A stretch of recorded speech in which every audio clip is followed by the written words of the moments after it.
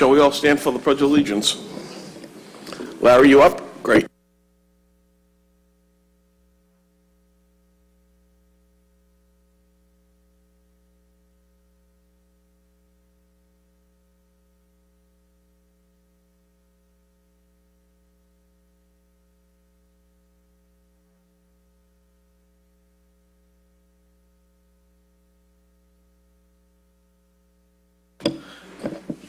Thank you, everybody, for showing up today before the day storm, shall we speak, or the week storm.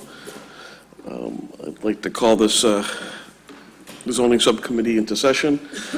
I'm going to call a roll call. Steve Morabito. Here. Charles Patch. Here. Anthony Zambuto. Here. And myself. I believe we have a quorum. Also in attendance is Ward 1 Councilor Joanne McKenna. To start, if we could get Mr. Simeone up quickly regarding Chara Development LLC. Good evening, Mr. Chairman. As my email to the members said the other day, would like to remain in committee on Chara, and also I have 14 Hutchison Street for a zoning change. I'd like to keep that in committee as well. Excellent, thank you. With that said, I'd like to just ask if the gentleman from HYM, Mr. O'Brien, would like to present or ask, or shall I say, if we have any questions to ask or add to the development process. I'd greatly appreciate that regarding Suffolk Downs Overlay District.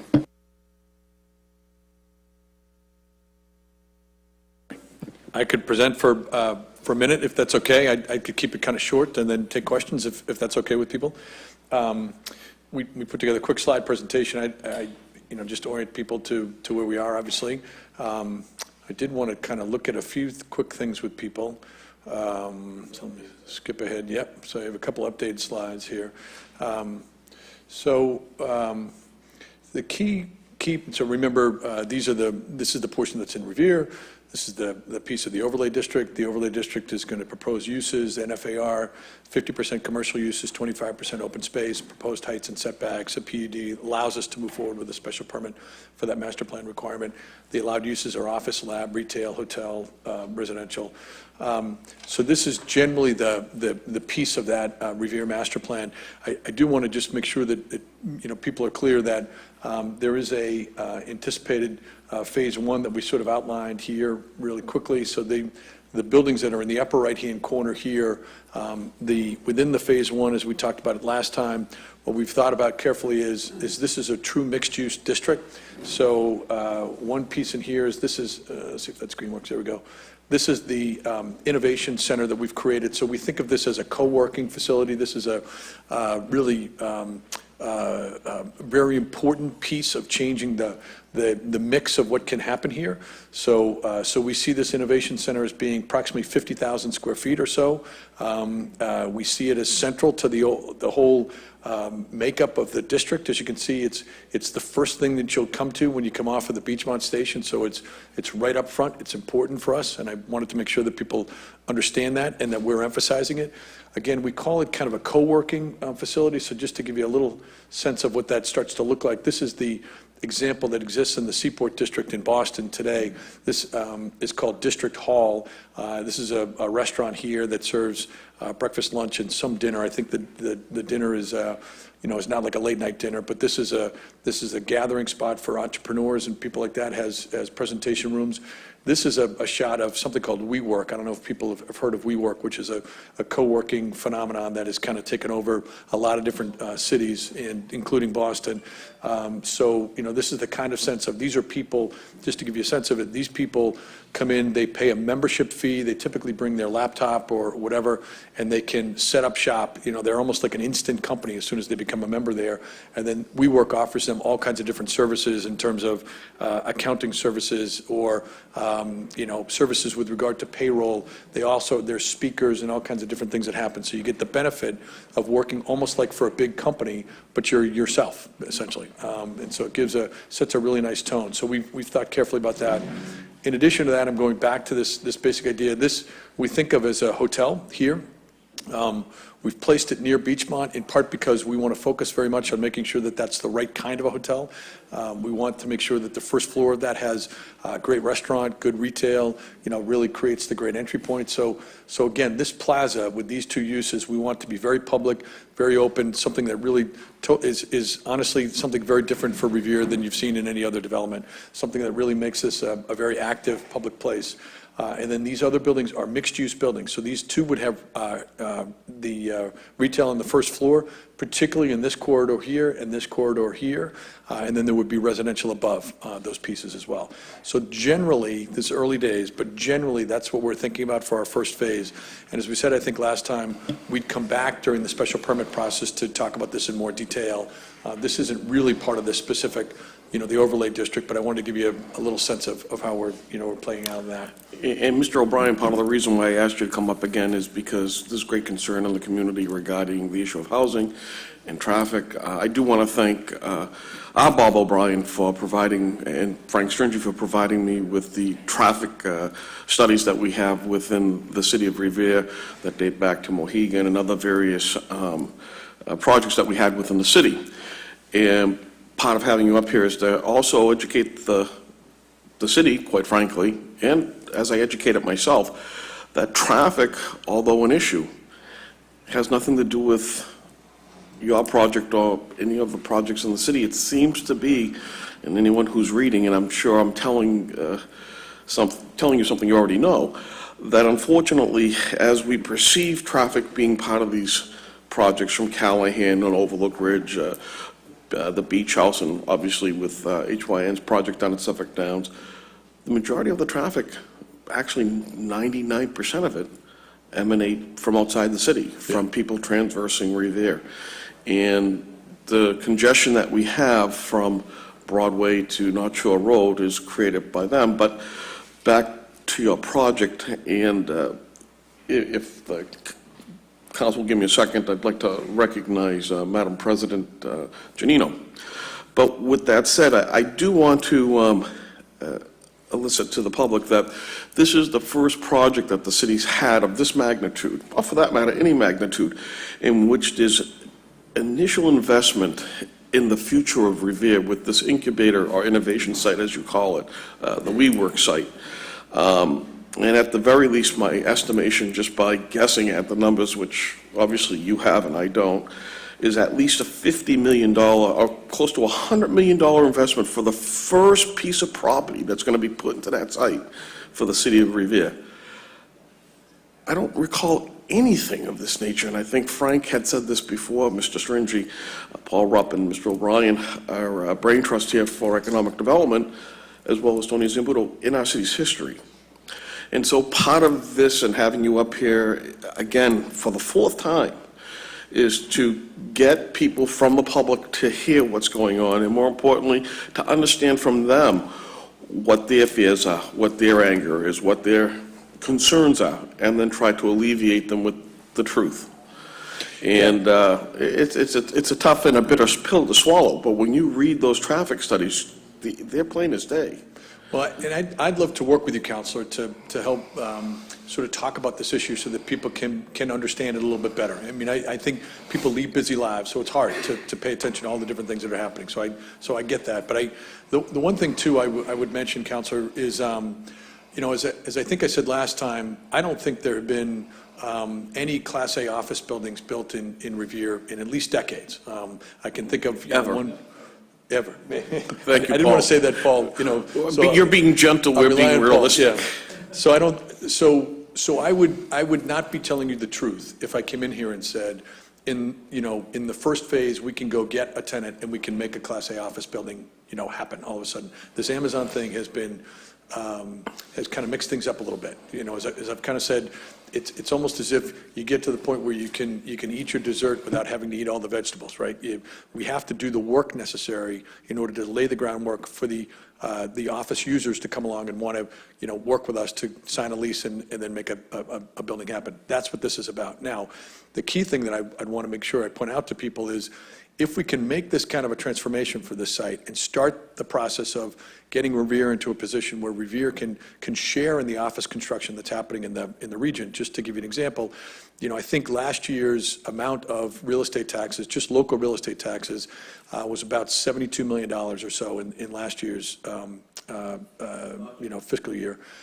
The taxes on this, when we're all said and done, we think, this is just early days estimate, probably $30 million. So almost half again the amount of taxes when we're all said and done for the full build out of this. And most importantly, it's starting to shift the burden, the tax burden away from homeowners, because if you can shift it to office buildings and commercial, that's why Boston and Cambridge, Cambridge has a very low tax burden on homeowners, but a very significant amount of money to spend on schools and things like that, because there's such a significant amount of office space. So that's really the key transformation here, is set the table by making it a great place to live first, and then we think we can attract these companies to make this work. The other issue, I believe, and Councilor Zambudo has a question? You can finish what you were doing, then call on. Sure. Is for some of the councilors, and I know most people know this, but in this overlay district, currently it's a PPD, and there's certain zoning requirements. And part of the zoning process is that when we give the overlay district, we're basically saying that we're allowing a process to take place in order to permit them to come back to us within the framework of that process for a special permit. That means that at every single level of this process, they have to come back to the council, and they have to be heard based upon what they're going to put forward. So that way, and I apologize as you're going to be the recipient of this comment, that we do not fall into the problems that we've had into the past, where we have a particular project that gets amended, or we have a particular project that gets amended without the input from the council. And more importantly, that we have someone who makes a blanket statement and we take them at their word, and then we come back 2 years down the line and, like over at Overlook Ridge, we don't have a hotel. So with that said, this is a project that the community is going to have, through us, a process to mitigate with you, talk with you, and develop with you a piece of parcel that's going to ameliorate the tax burden that many of the people were screaming about last week. It's going to change the economic dynamics of this city greatly. More importantly, it's going to provide jobs. Tony? Thank you, Mr. Chairman. I'm excited about what I've just heard here, but I think, we talk quickly up here, and the people at home might not have heard what was just doled out here. This innovation building is a minimum of $50 million investment by the developer with no guarantee of return. $50 million up front. I dare say nobody else would be putting that up. So the other thing I'm excited about is what's proposed for phase one. If that's not an opportunity for success, I don't know what is. You got that building and a hotel and the mixed-use residential buildings. I dare say we'll probably never see a project like this in our lifetime. And like you said, it comes with guarantees because we have the final say in the special permit process. That's what we were trying to talk about the other night, but there were a little too much emotion involved. And people hear apartments and they go berserk, and traffic and they go berserk. The other thing I wanted to mention is I'm told that the traffic mitigation is the same traffic mitigation that was proposed by Mohegan Sun for the casino. I don't know how much more you can ask for a development, but I'm excited about this project. I've already said many times what I think of this group, that we're lucky to have them, and I'm not a cheerleader usually, but I take people on their record, and this is an impeccable record and an impeccable company that we have before us with. I can't say enough about how excited I am for the Beachmont area to start with. The project, this is so transformative, I can't even I'm lost for words. So I'm excited about this, and I do want the citizens at home to understand, because I get people come up to me all the time, we don't need any more apartments, we don't need any more apartments. And if you just hear that there are apartments coming to Suffolk Downs, and you don't understand the dynamics behind it, then you're nervous. And of course, they talk about traffic, and you've seen the same studies I've seen, and most of the traffic is from out of the city that comes through the city. So it's a minimal impact on traffic. Not that any impact on traffic is a big deal, but this is not going to generate a lot of traffic. What it's going to generate is economic development, and I'm truly excited about this. Thank you. Councilor Patch? Thank you, Mr. Chairman. I just want to explain to the people out there, and to you, Mr. O'Brien, that I know the last zoning meeting that I voted no, but that wasn't a vote against the overlay. That was a vote that the reason for that vote was that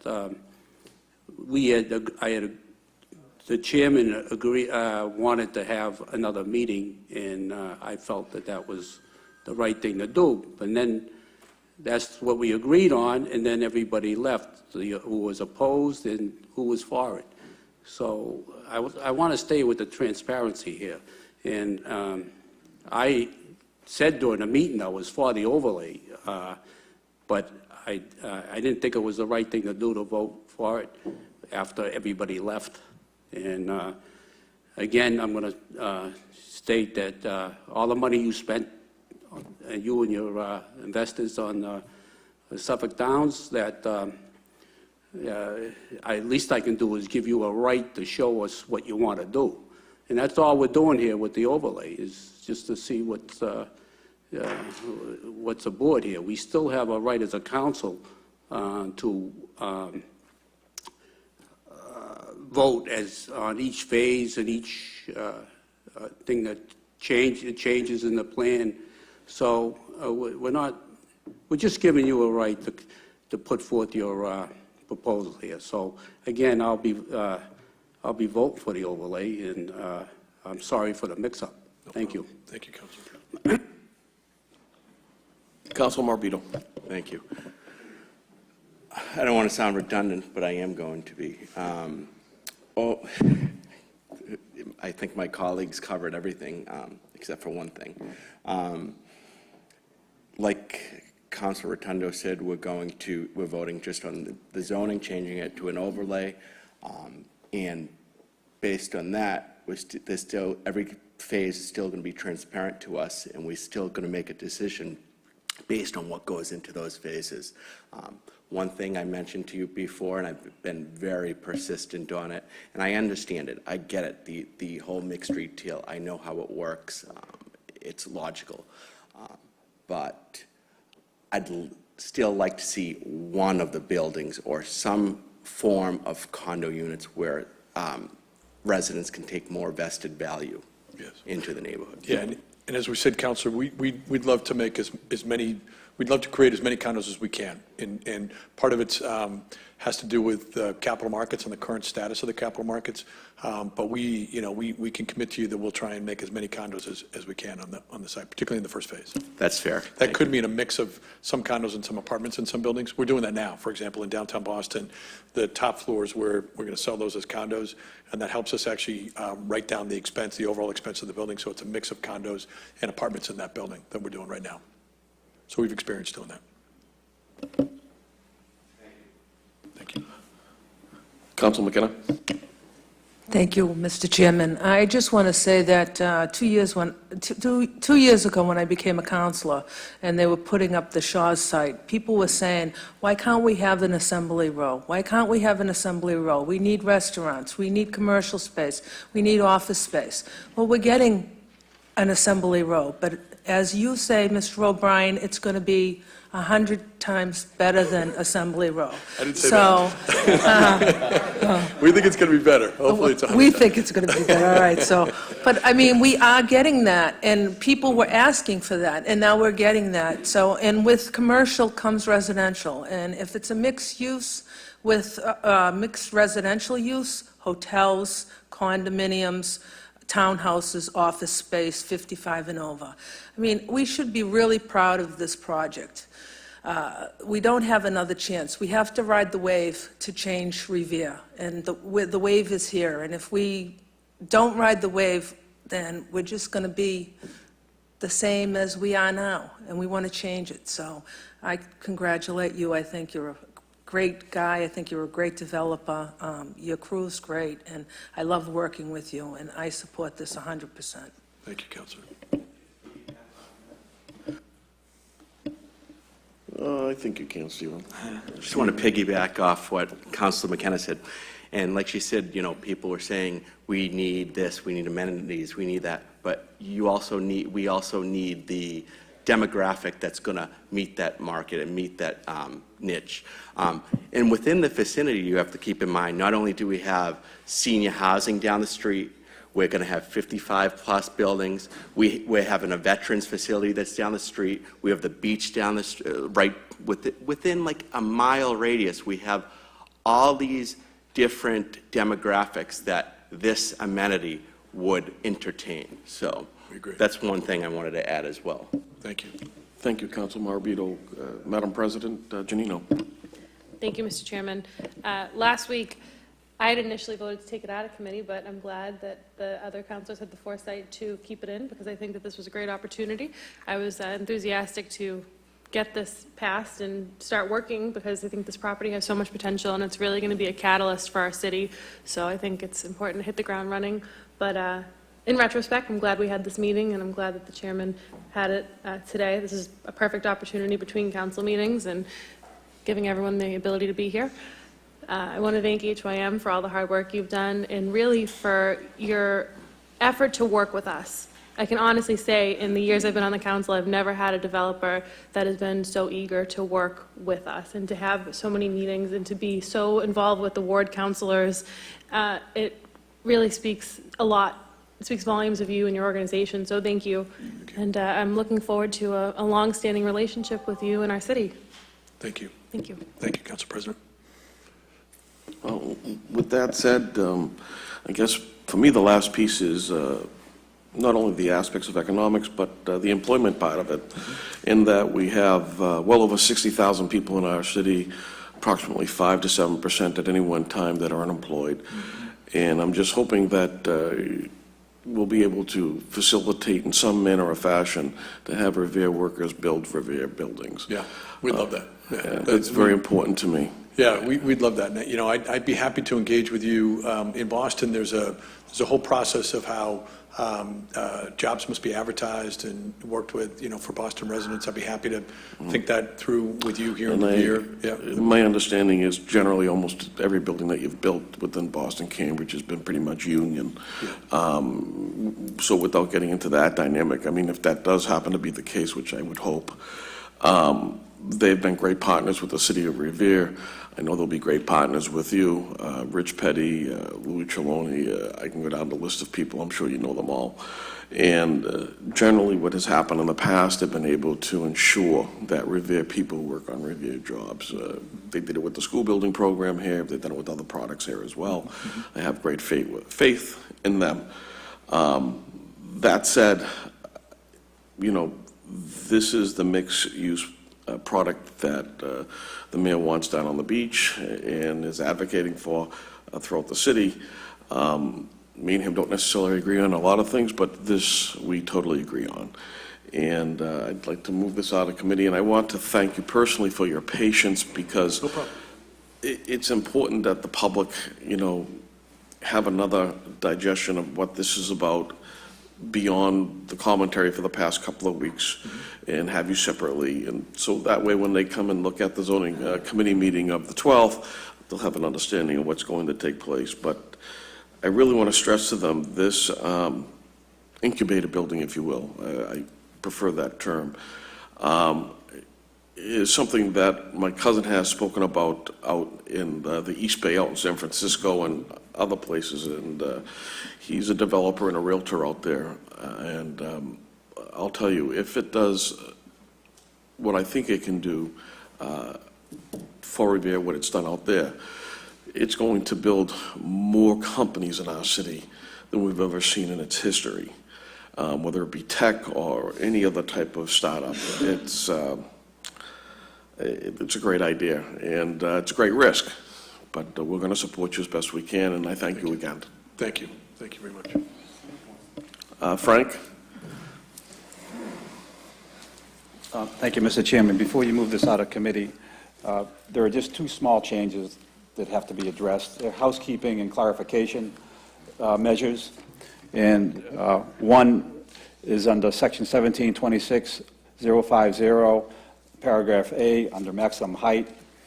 Previously, the maximum height referred to all residential and mixed-use residential structures. That's going to be changed to refer to all buildings, hotels, offices. Just the language wasn't strong enough, so now it's strong, it addresses all buildings. And under paragraph E, in that same section, the second sentence is being eliminated. That referred to a final, former draft that we were working on. Somehow it stayed in there, and that has to come out, that second sentence. And that's it. That'll clear it. And one more time with the second sentence, my fatigue is... It says, the second sentence is, the foregoing shall not apply to the development of the initial permitted development. Okay, in section E, very well. Yeah, in section E, okay. And the height is 100 and 120. It's going to refer to all buildings. The prior, what you had before you just referred to residential and mixed-use buildings.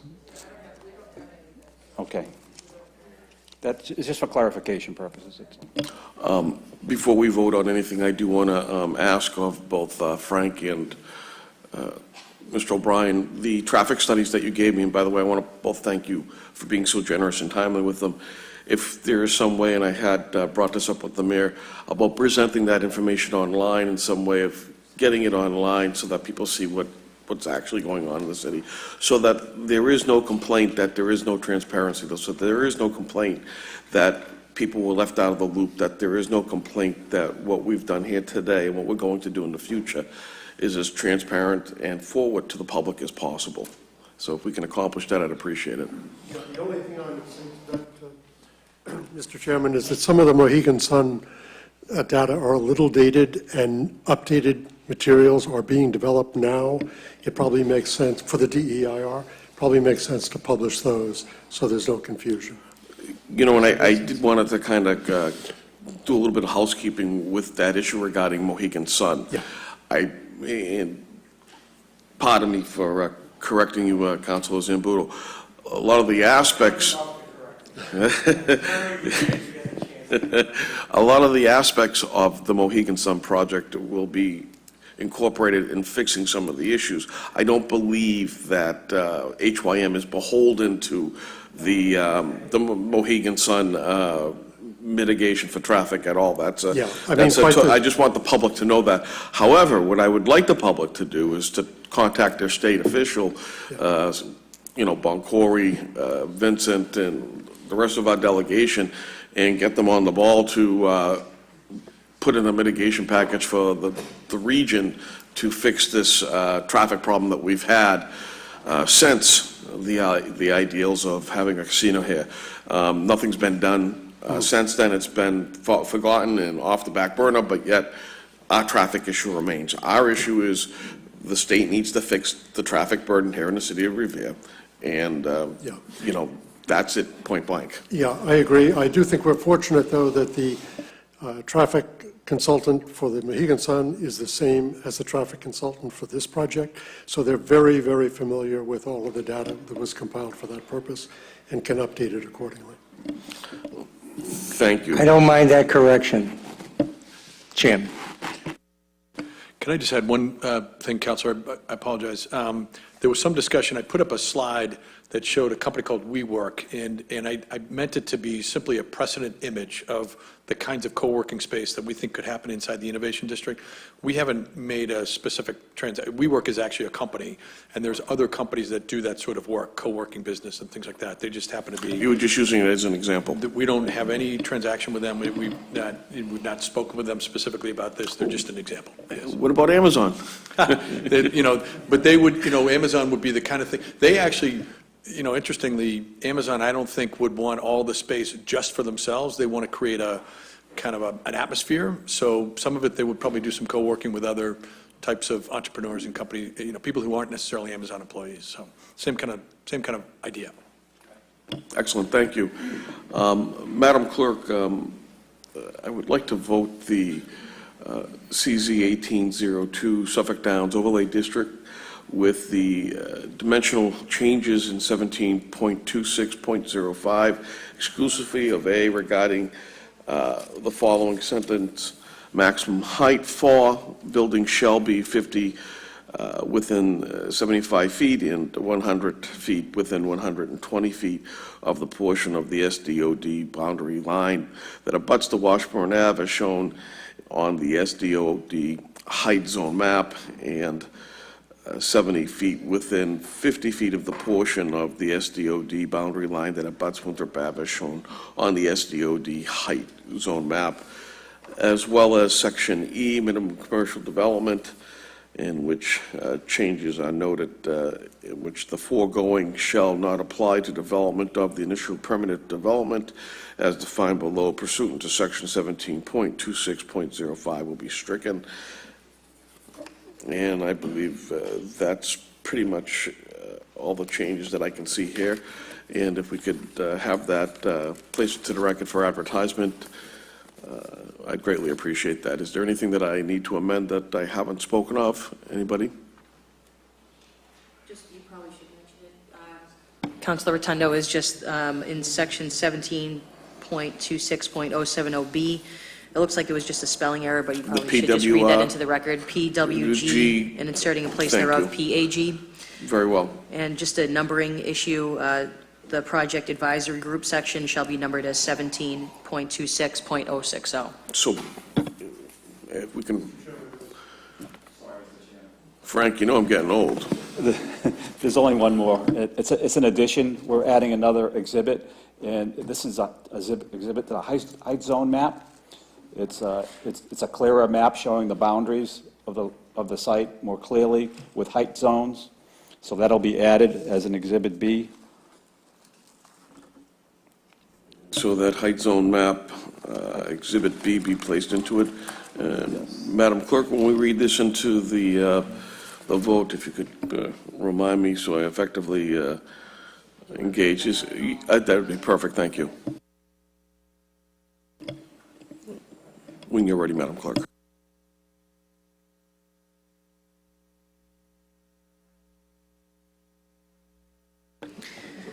Shall the zoning subcommittee approve the SDOD as amended? Do you want to read the amendments as well? Okay. The first amendment, section 17.26.050, subsection A, dimensional regulations, is amended by deleting residential and mixed-use residential structures and inserting in place thereof buildings. Number two, section 17.26.050, subsection E, dimensional regulations, is amended by deleting the sentence in its entirety. The foregoing shall not apply to the development of the initial permitted development as defined below pursuant to section 17.26.050. Amendment number three, the project advisory group shall be numbered as section 17.26.060. Amendment number four, section 17.26.070 subsection B, special permit master plan PUD, is amended by deleting the word or initials PWG and inserting in place thereof PAG. And number five, the height zone, Exhibit B is added to the SDOD, which is entitled the Height Zone Exhibit. So Roll call. on the SDOD as amended, Counselor Morbido? Yes. Yes. Counselor Patch? Yes. Yes. Counselor Rizzo is absent. Counselor Zambudo? Yes. Yes. Counsel President Janino? Yes. Yes. And Chairman Rotundo? Yes. Yes, the SDOD will be forwarded to the full city council as amended. Thank you all for attending. If there's any comments or questions, please present them now before we adjourn. Mr. Chairman, if you wouldn't mind just a moment, point of personal privilege. I just want to touch base with everyone about the storm tomorrow. So there is a parking ban in effect as of 8 p.m. this evening. All vehicles parked on emergency arteries will be towed. If you visit reverepolice.org/snow-emergency-parking /, it will give you a list of all affected streets. This is also on revere.com. It's a big yellow banner at the front of the city webpage. Revere.org. Thank you. Wouldn't want to make that mistake. All of Revere's schools and evening programs are canceled tomorrow, as well as City Hall and all city buildings will be closed.